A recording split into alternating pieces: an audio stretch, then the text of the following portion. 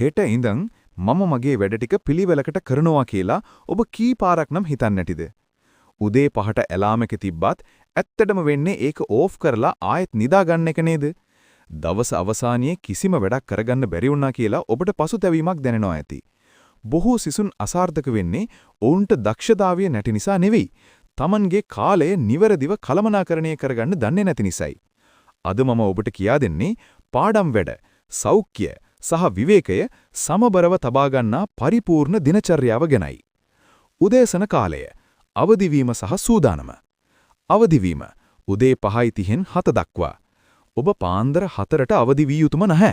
නමුත් 5:30ත් 7ත් අතර අවදිවීම ඉතා වැදගත් වන. දුරකථනයෙන් ඈත්වන්න. ඇහිරිච්ච ගමන් Facebook, Instagram බලන එක නතර කරන්න. ඒ වෙනුවට වතුර වීදුරුවක් බොන්න. ජනේලය ඇරලා ස්වාභාවික හිරු එළියට නිරාවරණය වෙන්න. ශාරීරික ක්‍රියාකාරකම්. විනාඩි 5ක් පමණ ඇඟ ඇදීම හෝ සැහැල්ලු ව්‍යායාමයක් කරන්න. මෙය මොළයට යන රුධිර ගමනාගමනය වැඩි කර ඔබව උද්‍යෝගිමත් කරයි. පළමු පාඩම් වාරය. ගැඹුරු අවධානය. උදෑසන කාලය තමයි මොළය උපරිම ක්‍රියාකාරීත්වයෙන් පවතින වේලාව. අමාරුම විෂය තෝරා ගන්න. ගණිතය, විද්‍යාව වැනි ඔබට අපහසු විෂයන් උදේ කාලයේ කරන්න. පොමඩෝරෝ ක්‍රමය. විනාඩි 50ක් එක දිගට පාඩම් කරන්න, විනාඩි 10ක විවේකයක් ගන්න. විවේකයේදී ෆෝන් එක බලන්නේ නැතුව ඇඟ පොඩ්ඩක් හොලවන්න. වතුර බොන්න.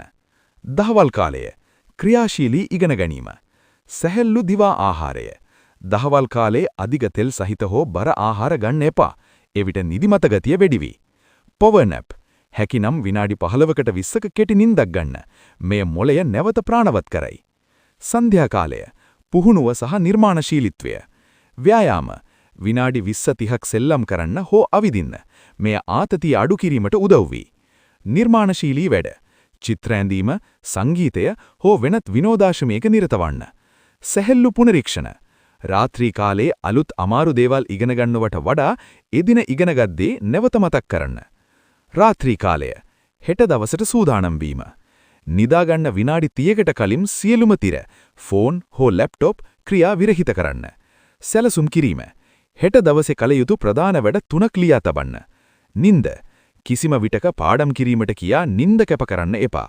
අවම වශයෙන් පැය 7ක් 8ක නිින්දක් අවශ්‍යයි. මොකද ඔබ ඉගෙනගත් දේ මතකයේ තැන්පත් වෙන්නේ ඔබ නිදාගෙන ඉන්න අතරතුරයි.